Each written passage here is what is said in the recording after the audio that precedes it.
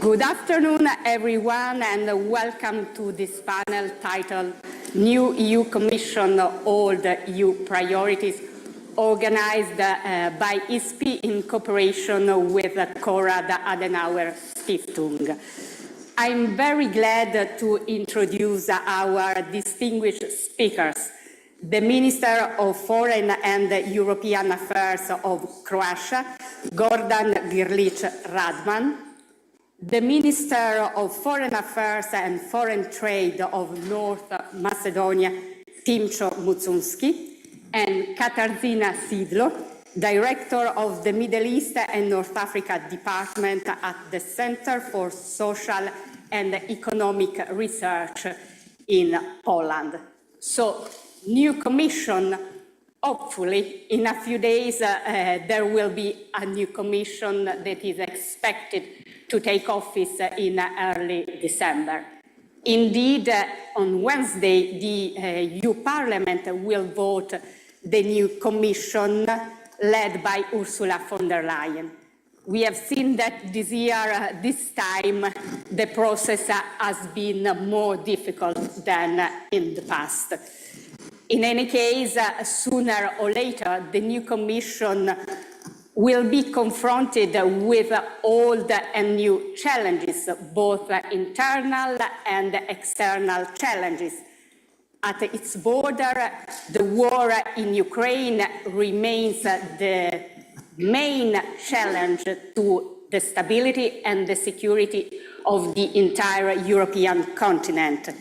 But many challenges also come from the European Mediterranean neighborhood, challenges stemming from ongoing conflicts and crises, from climate change, irregular migration, just to mention a few. But how to turn all these challenges into opportunities for cooperation, I think is the greatest challenge that the new EU Commission will face. Look at the Mediterranean neighborhood, two main questions raise. First, what issues should the new EU Commission prioritize in its relationship with the Mediterranean countries? Second, what approach and what tools should the Commission utilize to promote cooperation? Some of you remember that almost 30 years ago, the Euro-Mediterranean Partnership, the so-called Barcelona process, was launched. And the aim was to create an area of peace, stability, and shared prosperity. It was an ambitious aim. The area is far from being a space of shared prosperity, stability, but the aim remains the same. So my first question to Minister Grlić Radman. Croatia, a member since 2013, was a Mediterranean country, and it has a privileged location, position in the region. So from the Croatian perspective, what are the main challenges that the EU is facing in the Mediterranean region today? Please, Minister. Thank you so much, and I am really delighted to be once again in Rome, the city, and which played so important role in Mediterranean, but also in the history, culture, and so thank you so much for invitation. Yes, and Croatia, given its specific geopolitical position, we are not only we are at the crossroads. We are not only in the Mediterranean country. We are Middle European. We are close to also Western Balkans region with the countries we share common history, more than 70 years. And but in 30 years after Croatia was recognized, so we achieved all necessary the most important foreign policy goals. Only what remains it's an OECD membership, and we are on the way too. And just to start with our neighborhood, our neighborhood is very important for the stability, for the peace, for security, and so on. Croatia is very much interested in and invested a lot of diplomatic, political engagement just to promote European perspective of the Western Balkans, but of course it's also up to the countries to fulfill all their required their criteria. But when it comes our neighborhood, our south neighborhood, however, the Mediterranean, the countries around, so they are our partners.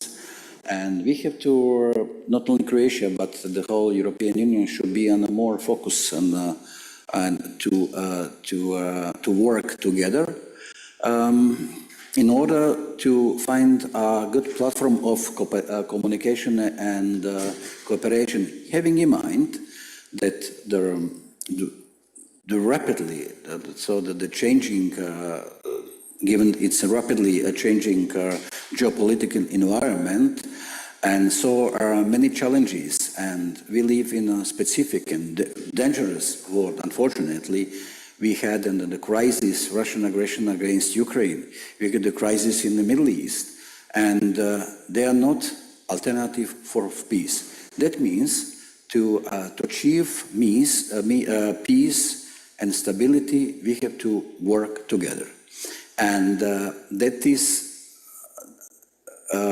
it's not by accident that our Mediterranean, our south neighborhood is part of the strategic compass. It's a European Union, very important document for the next decade. There is security. You mentioned just irregular migration. You mentioned climate change. But of course, also the disruptive channels of actually food security. So it's something that we have to face and to find the solutions just to transport to the countries the needed the best. And there are so many challenges right now in the Middle East, and our aim is de-escalation, ceasefire.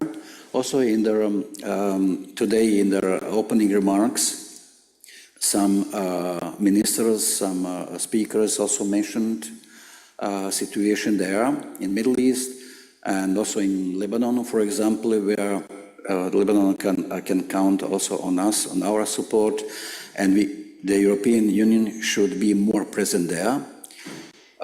First of all, we appealed to that all the hostages should be released, and to find a common solution in the Middle East. It's important that it's not also by accident Croatia, given its Mediterranean geopolitical position, also offered, and we gave our Madam Dubravka Šuica, who will be new commissioner. Even it's a new reintroduced portfolio just devoted to the Mediterranean. And we support her very much, and we support this portfolio. There is a lot of work ahead of her, and so with our common engagement, we can find probably also a better solution in the Middle East. She will be quite very well engaged. And now, with your question, new commission, old obligation, but new commission and new obligations. Now, so we are facing a new situation in our strategic environment, and we want to that peace, that rules-based order must be respected, and just to pull together all the democratic countries, all the partners who share our values, and to isolate aggressors and who isolate someone who is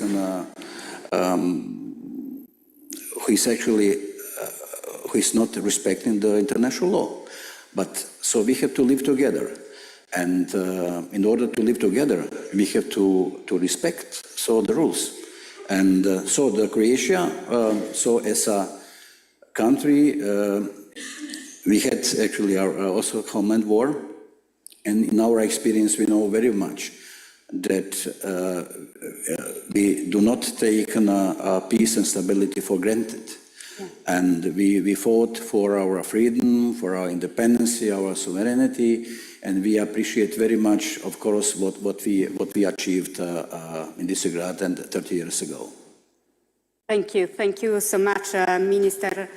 So now my question is to you, Minister Muchunski, from the perspective of North Macedonia, which is a candidate country. What are the main challenges the EU is facing in the Mediterranean, and what role can North Macedonia and Southern Balkans countries together play in addressing the shared challenges coming from the region? So, first of all, thank you. A huge thank you to our colleague, Mr. Tajani. I don't think anybody minds being invited to the beautiful Rome for 2 days. And especially a huge applause to the Foreign Ministry as well as ISPI, the Adenauer Foundation, with which I personally have a very long-standing relationship with, for organizing today's panel and the possibility to discuss such substantial issues. First of all, I echo many of the things that my colleague, Mr. Grlić Radman, reiterated. Looking at it from our perspective, we are, yes, a candidate country. Next year, we will celebrate 20 years of being a candidate country, which is an issue in its own, and which is an issue that will play very deeply into how the European Commission will look at an enlargement in our region. But on the specific issue at hand, first of all, what I will say is, although we are a candidate country, we are a candidate country that is 100% aligned with the EU CFSP. What we're hoping for with the new High Representative, Ms. Kallas, is that we will be brought on in the decision-making process, the aligning countries, the countries that are 100% aligned with the CFSP and that are candidate countries, to have input in many of the decisions when it comes to the CFSP. Because these are issues that affect the European Union, but that affect us geographically, politically, and primarily from a security perspective. The challenges are exactly the same. I share the approach that there is malign influence in the Mediterranean that we have to counter-react to. Especially the role of Russia and China is something that we cannot absolutely ignore. I think migration is a very important issue. We, as a country, are part of that migration route. In 2015, we proved how we can effectively be, at times, the border of the European Union, the protector of European security, the protector of European interests, although we are not a member state.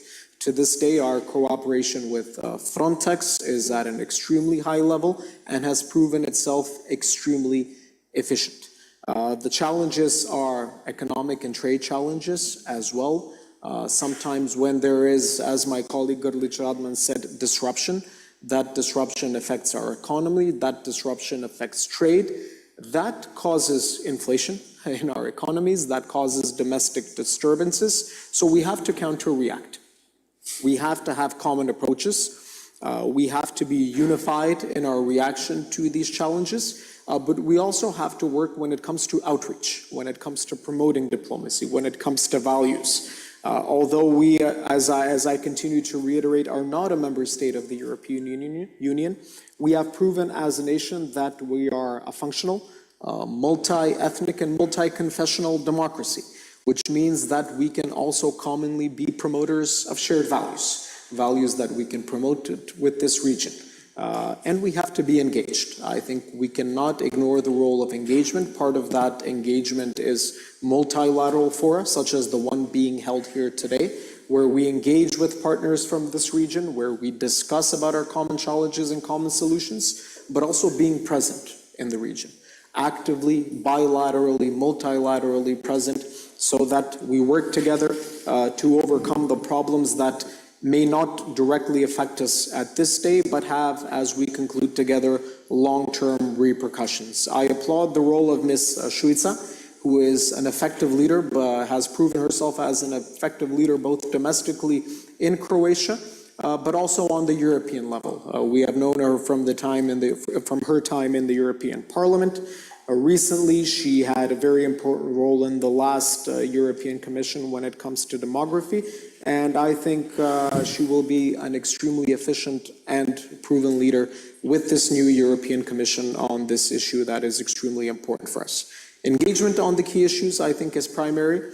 Issues such as energy, trade, migration, and finding common solutions to them, with the full understanding that sometimes the stance of all of the EU member states might not align on some of the details, but on the general issues that are at hand, I think that without a problem we can be unified in the message that we send to this region. Thank you so much. Katarzyna, Minister Muchunski mentioned the disruptive effects of instability on the economy, on trade. And how do you assess the current state of economic cooperation between the EU and the Mediterranean neighbors? And do you think that the war in Ukraine is diverting the EU attention and the EU funds away from the Mediterranean? First of all, let me extend also thanks for inviting me here to the ESP and the Ministry of the Foreign Affairs in Italy. It's a great pleasure to be here and to be able to contribute to the discussion. Well, of course, the Russian invasion of Ukraine disturbed pretty much everything. Coming from Poland, we can only say, we told you so, it's going to happen. And it's absolutely normal that at first all the attention went to the east. Now, a little bit looking in the midterm, in some ways this attention has really been diverted because, of course, you had to extinguish the fire first.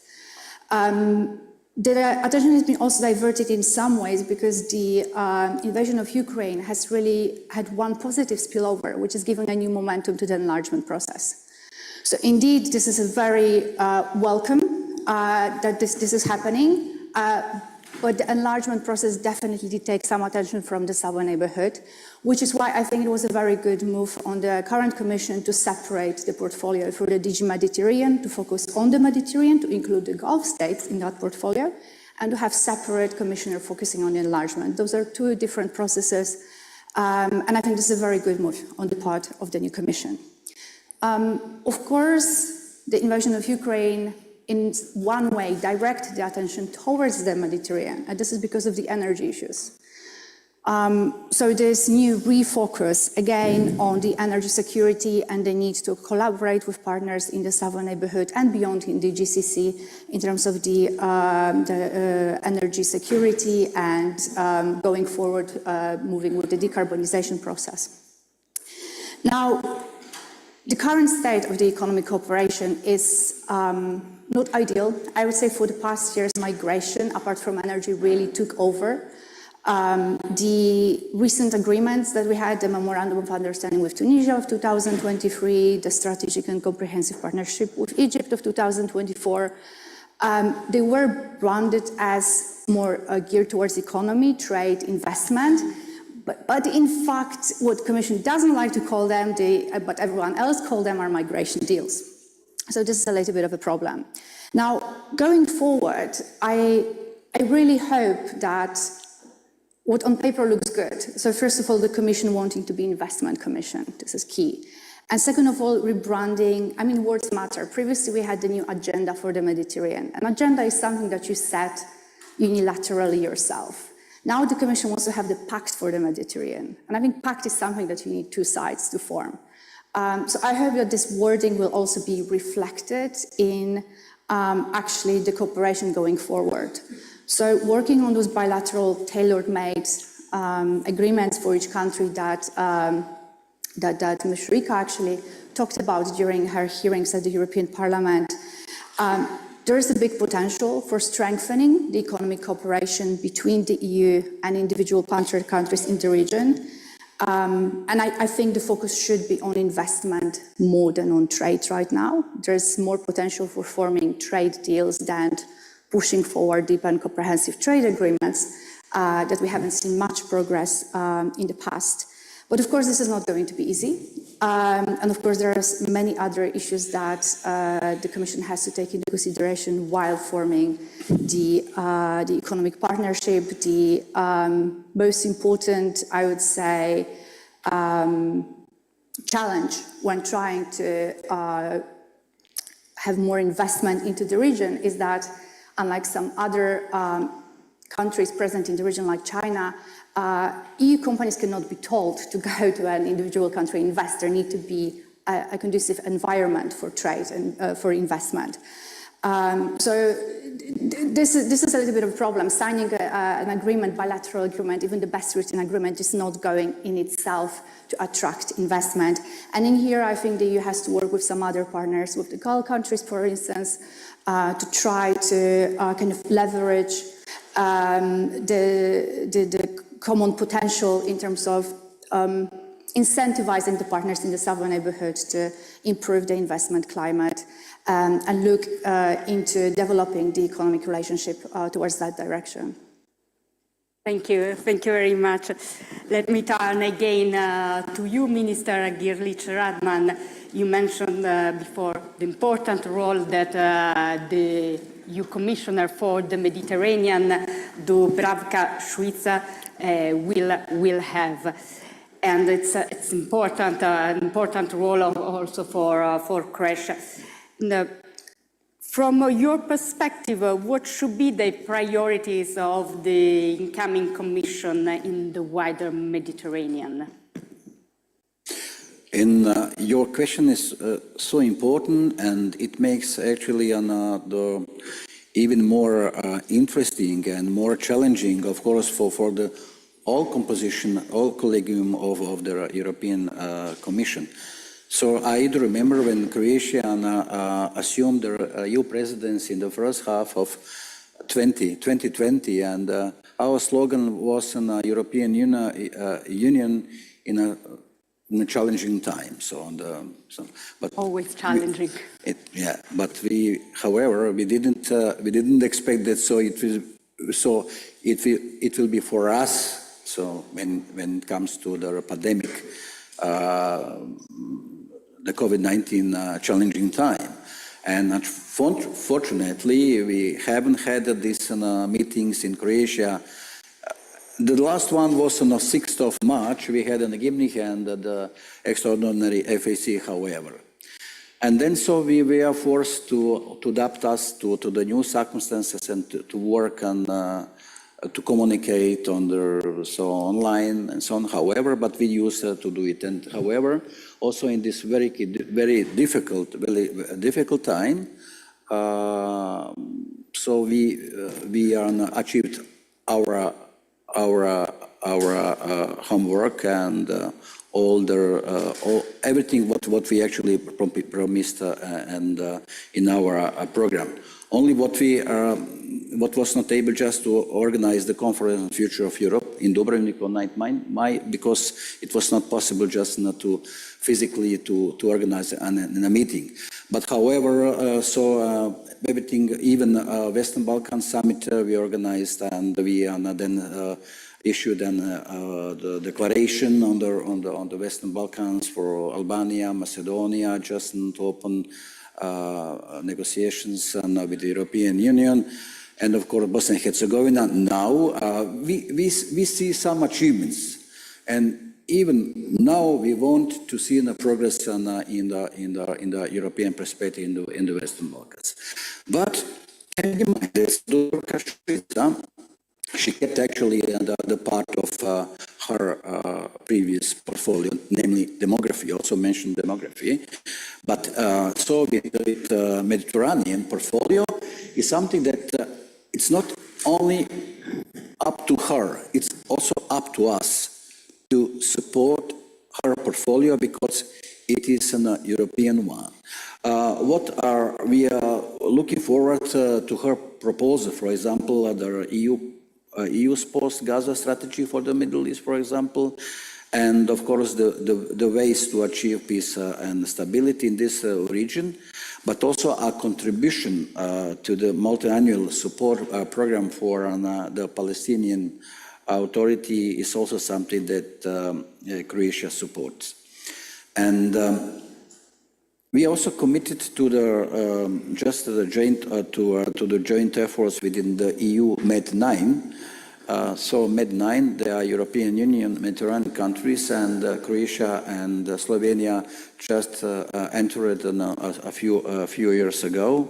It's really organized for the benefit of the Mediterranean basin, and which need, of course, to remain high on the agenda, EU agenda. But just to mention that there is 45% of the EU population so its composition 9 countries. That means 45% of the EU population. It really demonstrates that a leverage, and that Mediterranean through EU Med became energy hub. Yeah. Energy hub is very important, and Croatia can contribute in this regard. Croatia became our energy hub for the region and beyond. Just to mention that as of 1st January 2021, we opened the LNG terminal on the island of the Kirk. And at that time, so our humble capacity was 9.2 BCM. But after the Russian aggression against Ukraine, phasing out our dependency on Russian oil and gas remained crucial, and that Croatian government decided on just to double down its capacity up to 6.1. Not only gas, but also there is an JANAF, Adriatic oil pipeline. It could also it's good to see my colleague from Slovak Republic. We just discussed it, and when I visited bilaterally, when we met in Bratislava, we can just deliver and to ensure the needs of Hungary, for example, of Slovak Republic, and of course the countries of the Western Balkans. But also, I'd like also to mention, when it comes to the Mediterranean, when it comes to MENA, it's Middle East, North Africa, the important role of GCC.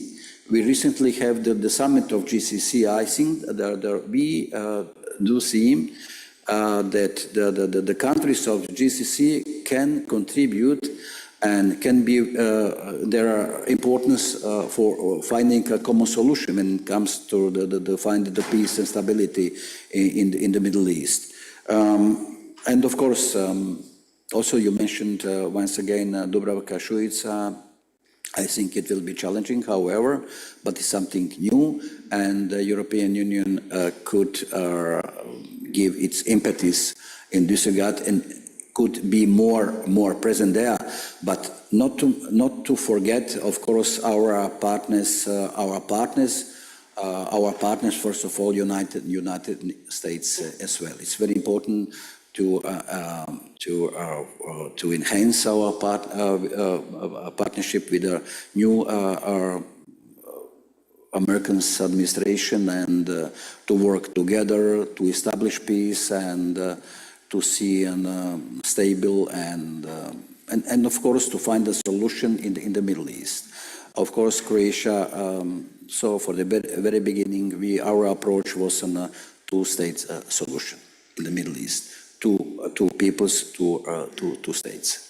Thank you. You mentioned very important issues, and you highlighted the role of Croatia as an energy hub. So moving to North Macedonia, it has a strategic location for trade and connectivity. So in these sectors, how North Macedonia can contribute to strengthening cooperation between the EU and the southern neighborhood? Minister Muchulski, please. This is probably one of the key issues that we look at as a government. We are a small, landlocked country, as we reiterate, a candidate for the EU, but also a NATO member state. And in that sense, we see ourselves as the crossroads of our region. And that is why, what are the firm priorities of our current government? The first two key priorities, Corridors 8 and Corridor 10. Corridor 8 affects Italy. It is a corridor that is of importance for trade, for economy, but also for political security purposes. And our aim is to continue in transport investments, but also railway investments on Corridor 8, which goes all the way from Italy, going even to Romania. The second priority of equal importance, not second because it is of lesser importance, is Corridor 10. And our aim in Corridor 10 is key investments when it comes to railway infrastructure, essentially connecting Vienna, Budapest, Belgrade, Skopje, Thessaloniki, and Athens. We are currently also working, and what is in the pipeline for us is the interconnector, which would connect us with Greece and the port of Alexandroupolis, with the hope that we can later invest in an interconnector going to Serbia, which would help bring the energy from Alexandroupolis all the way to Central and Eastern Europe. The primary goal being less energy dependence on Russia. And in that sense, we see this as policies of stability. Economic stability, political stability, but also equally important, security stability for NATO member states, for like-minded countries in the region and throughout Europe. We are pushing these investments as a government, hoping that towards the end of the current government mandate, all of them will be in the pipeline, being close to finished, some aspects of these projects being finished. And in that sense, we will continue to serve as a crossroads of infrastructure and as a crossroads of energy in the region and in Europe. And this is one of the essential aspects of keeping Europe safe, but also proving that the Western Balkans is a vital part of Europe's stability.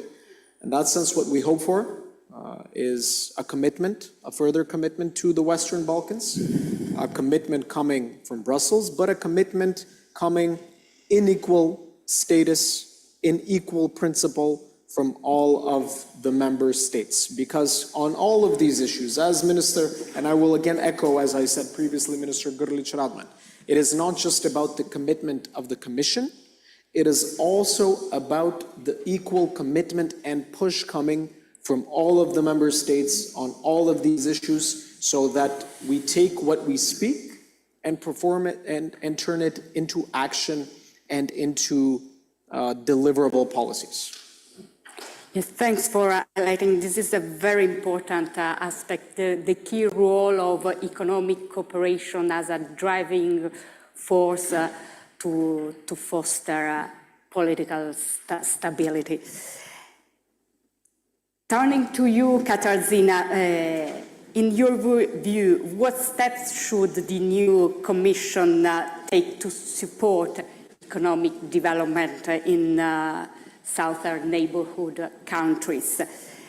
And how can these countries help from their side the EU achieve its goal, especially in energy security and resilience of its value chains? Right, so I will start with the first part. So what can the EU do to help the countries in its southern neighborhood? So the EU has been doing, it's a major payer, but I think it was the Commissioner-designate Šuica who actually mentioned that the EU wants to be not just a payer, but also a player. Now, the problem is that a lot of things that has been designed as helping with the economic reform has not actually worked. I will come back to the Memorandum of Understanding with Tunisia, which, the Commission was trying to portray as some sort of success, but in fact, the and I'm trying to just not to mess up the quote, but the actual evaluation was that it's not only, but the biggest positive was 80% less migration from Tunisia in 2024 compared to 2022-23, and I quote, little bit advance in the Tunisian economy.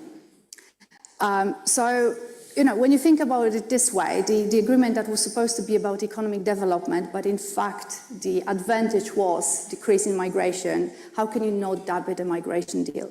The problem is, of course, not just on the EU side, because you need partners in the Southern Neighbourhood who are willing to implement the reforms in order to improve the economic situation.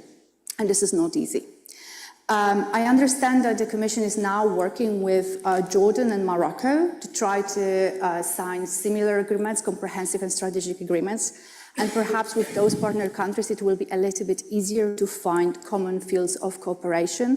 With Morocco, for instance, the energy portfolio will definitely play a big role.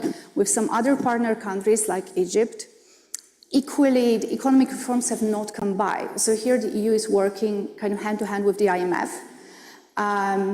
But the problem from the Egyptian side is that because the economy is, well, it's too big to fail. So some reforms will be implemented and then there will be a backstop and you can't really push more. And this more push is needed really in order to attract the investment that is needed. But investment not in big projects, vanity projects, but investment in actual sustainable infrastructure, including infrastructure for the energy. So this is not really an easy job. I said before in my first answer that there's perhaps some scope for cooperation with the partners in the Gulf to come together and try to push for certain reforms that are less politically sensitive, but definitely will have the benefit of attracting more investment. So that's for sure there. On the part of the trade, this is a little bit more complicated because as we know, the free trade agreements, they're outdated, they don't really work very well. No one is really willing to push forward with the deep and comprehensive trade agreements. So perhaps, again, the conversation should shift both to investment and to talking about trade, not in goods, but in services. On the second part of the question, how can the countries in the southern neighborhood, and I will extend it to the GCC now that the DG MET is covering the broader region. Of course, there's huge potential for renewables in the region, and that's undoubtedly true. But at the same time, a lot of countries who have the potential for renewables are benefiting hugely from the traditional energy extraction. So there's a very fair line in between, benefiting from the resources that you have and moving forward with developing, for instance, solar energy.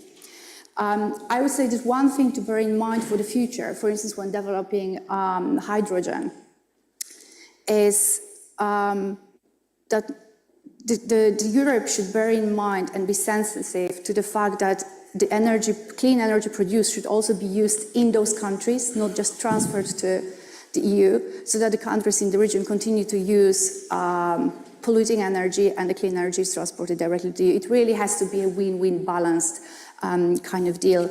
I understand there's a kind of new overarching program, the Trans-Mediterranean Energy and Clean Tech Cooperation Initiative.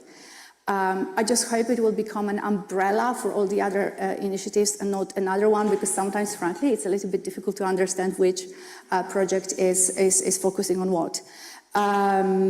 Yes, I will stop there right now.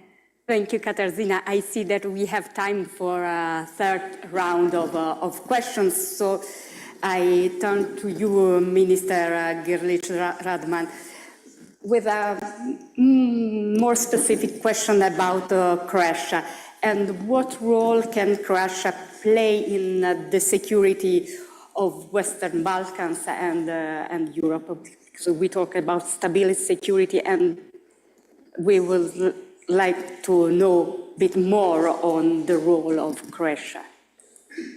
So if you see that after the dissolution of former Yugoslavia, only Croatia and Slovenia achieved its membership in European Union.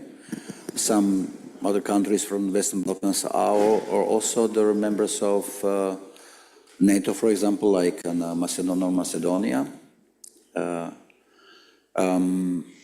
In effect, So Croatia could be a role model for the West Balkans, and we are really there. It's it's natural that so it's in our interest to have a stable, peaceful, institutional and functional Western Balkans. So the European border, it's the longest Schengen border in Croatia with Bosnia and Herzegovina, more than 1,000 kilometers. And Croatia is, as of 1st January 2022, under 2023 in the Schengen zone, and we also introduced euro as a Croatian national currency. So we are full integrated in the European Union. We are loyal member of NATO. We are completely on the side of the rules of law, democracy, and as I mentioned, it's not Croatia, it's the other countries who claim or who perceive that Croatia is a success story. And we are very privileged to the fact that so we are considered as a success story. I think a lot of work. We did a lot of work, hard work. We work hard to achieve it. However, there is still to be works to be done. But so I also mentioned that so the hard work does pay off, and we offer our neighbors, our Western Balkans countries, our expertise, our experience. It's in common interest to have a good neighborly relations. But now it's up to the countries and the Western Balkans to promote. It's up to them that it should be visible that so they should promote regional stability and good neighborly relations.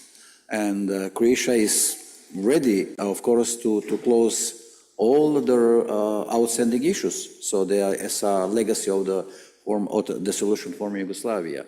When it comes to their missing persons, we still, for example, searching on the 1,877. It's not only bilateral, it's universal, it's human, civilizational issue.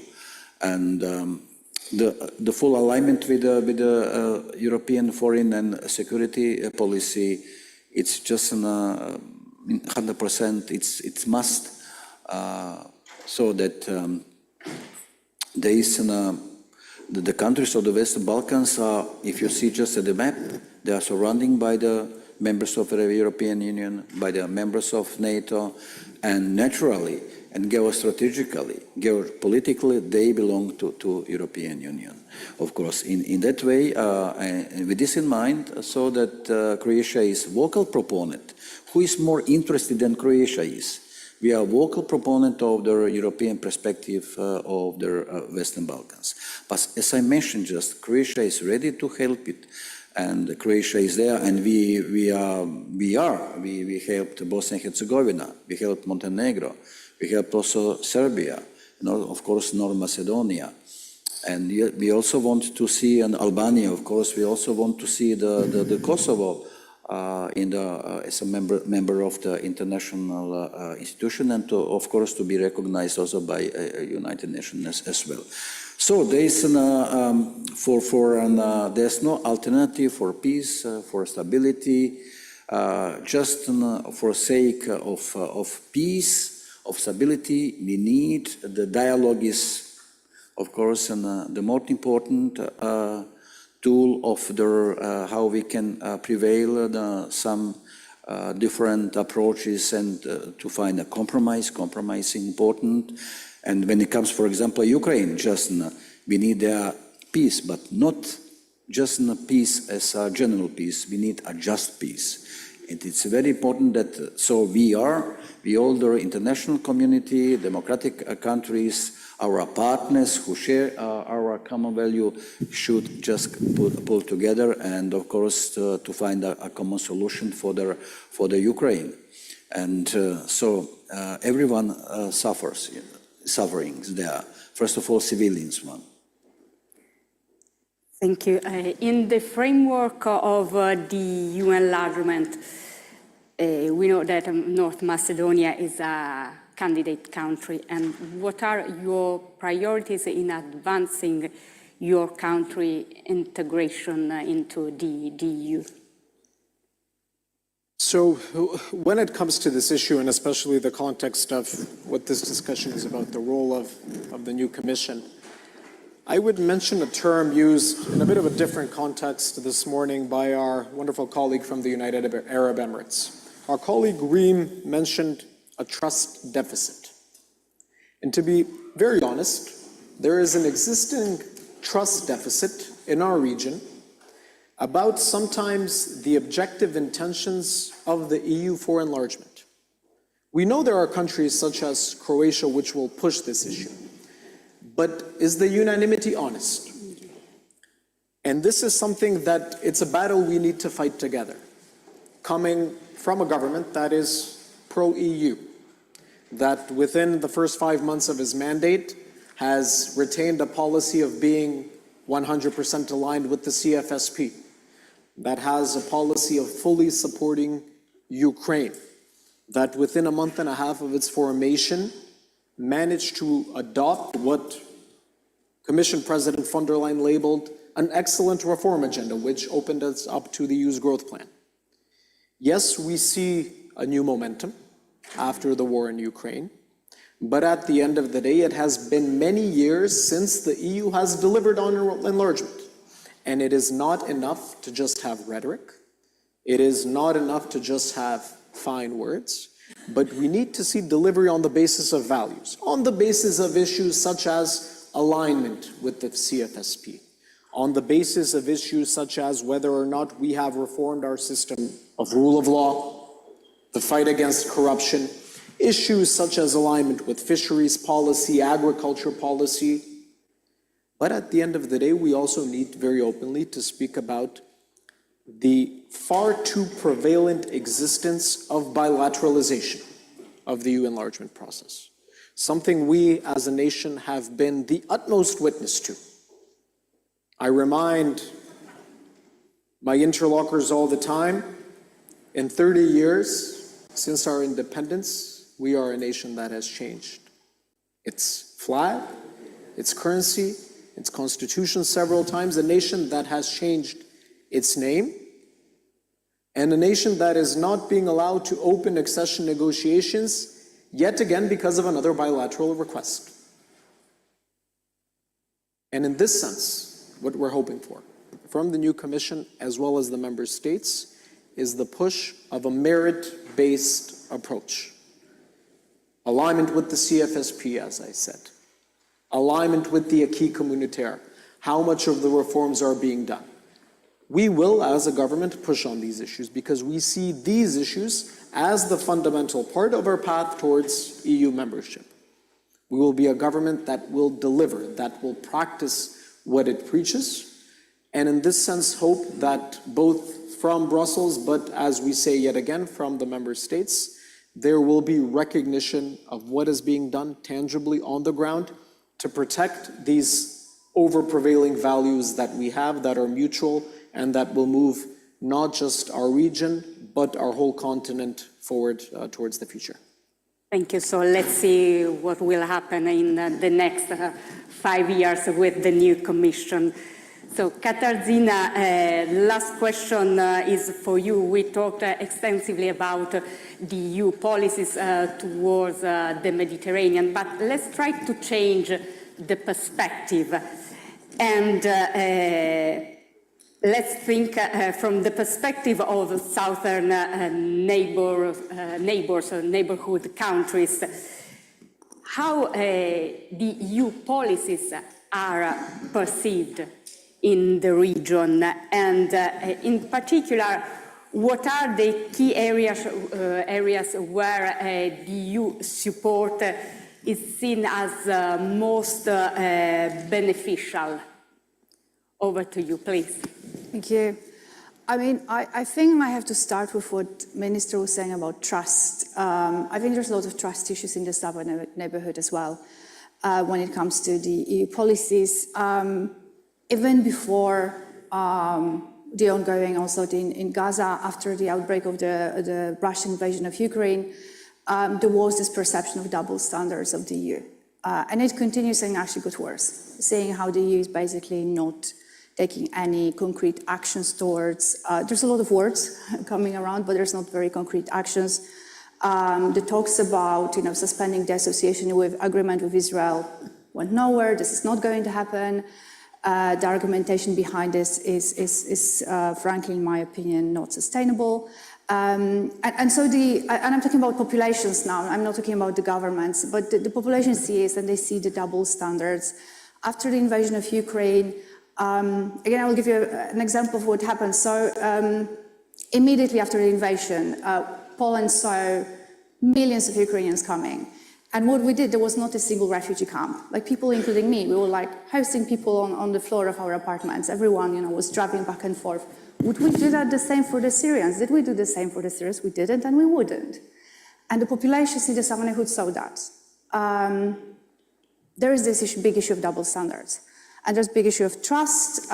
Again, coming back to the Memorandum of Understanding, is it a deal to support the economy of the country or is it a migration deal? And the population see that. So I think the big challenge for the upcoming Commission will be to rebuild this trust and to interact more honestly. I think working closer with the European Parliament in that regard would really, really help. In terms of the positives, just to finish on a positive note, you ask about which EU policies are seen, are viewed positively.